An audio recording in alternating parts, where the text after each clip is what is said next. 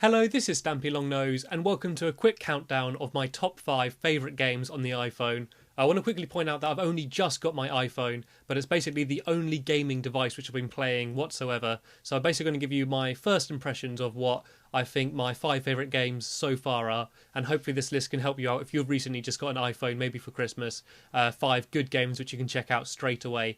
And the first game I want to mention is Real Racing 2. I'm not a big fan of racing games. I've never really been into racing simulators, but this game is absolutely beautiful, especially for the iPhone or the iPad. It looks amazing. In fact, that it can be played at all on that device is quite amazing. It controls really well. It's got a good career mode. And despite not playing many racing games, I've really enjoyed going through the career mode on that game a lot.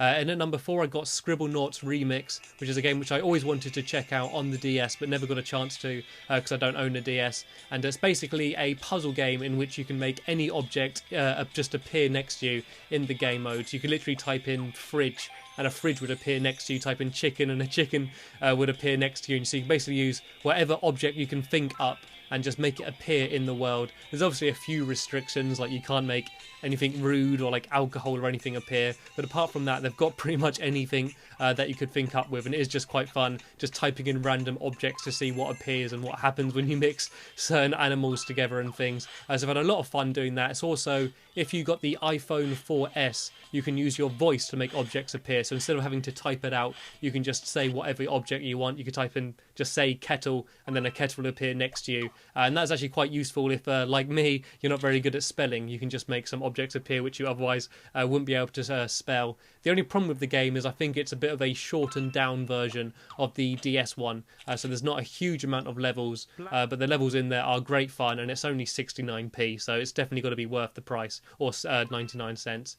At number 3 is a game called Cut the Rope, which is quite a famous game. It's a physics puzzler type game, kind of similar I suppose to Angry Birds in concept, but it's got really clever puzzles. You get absolutely loads of levels. I think you get something about 100 different levels to solve.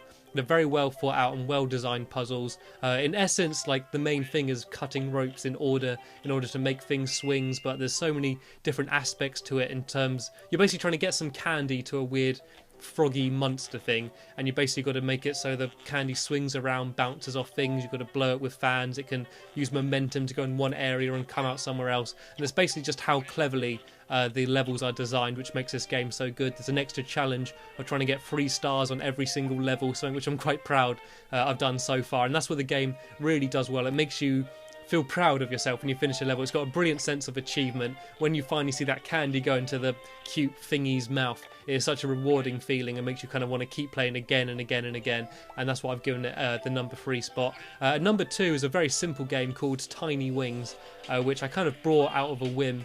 It's quite a short, simple game in essence. It's basically a bird wants to be able to fly, but it's got small wings. So instead of flying, you have to make it kind of roll up and down hills and try and get it as high up in the air as possible. You can get bonuses for landing, like with a good landing a certain amount of times, or getting it into the clouds. And there's different objectives that you can get to try and unlock new nests. It might be something like try and get to the 4th island without having any perfect landings, or get a certain amount of score, or spend a certain amount of time in the clouds. And it's just really addictive. And the good thing about the game is that it changes every single day you play it. Every time you start it up in a new day, the hills layout is kind of different, and it's got different colours on the hills, got really bright, colourful patterns, which means that if you get bored of it one day, just have a nap, wake up the next day, and you can play it again, and it's kind of like a different experience. So that's a game which is very simple, very bright, very fun. Anyone can play it, and the way you control the bird, by the way, is you just hold the screen, and the bird just kind of nosedives.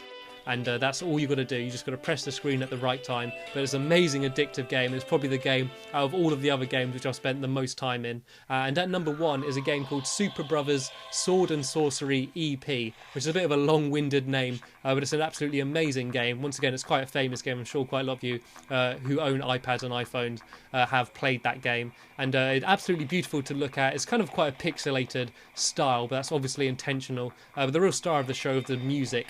In general, just the backing music's good and the sound effects. It hasn't got any real voice acting in it, but that doesn't really hinder the experience too much. And it's hard to describe the game. It's kind of like an action-adventure game, kind of like point and click, something a bit like Monkey Island. It's got a brilliant sense of humour, but it is also kind of a bit out there and artistic the whole way through. It's kind of self-aware in the fact that it is a video game, and it mentions it. It will tell you when it thinks you should have a break for playing for a while. And it's got some really clever music-based puzzles, and it's just really well designed. There's a bit of a fighting mechanic in there as well, and it's got a really nice storyline, and it's brilliant just to sit there on the train with headphones on and kind of ignore everything that's going on around you and just really delve in to this wonderful world that the Super Brothers have created. So that's probably my favourite game which I've played so far on the iPhone. But as I say, I've only just got the iPhone. I'm only just experiencing what iPhone gaming is about, but so far I've enjoyed what I've played.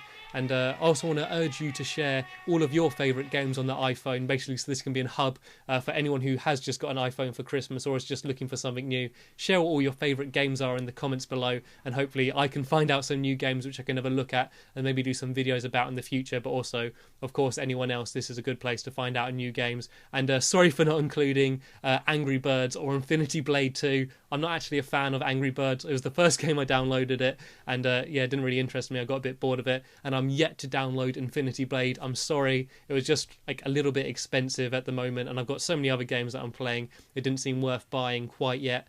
But that's the end of my top 5. They weren't in any particular order, just 5 games that I've enjoyed playing so far. So that's the end of this video, guys. Sorry I haven't been uploading very regularly. I probably won't be uploading another video for a few weeks. Although I do have a pretty special game which I played the other day of Halo, where I got another unfriggin' believable, which was like 40 kills in a row. So I will be commentating that and uploading that in the future. So do stick with me. But apart from that, sorry for rambling on. But that's the end of this video. Cheers for watching, and I will see you later.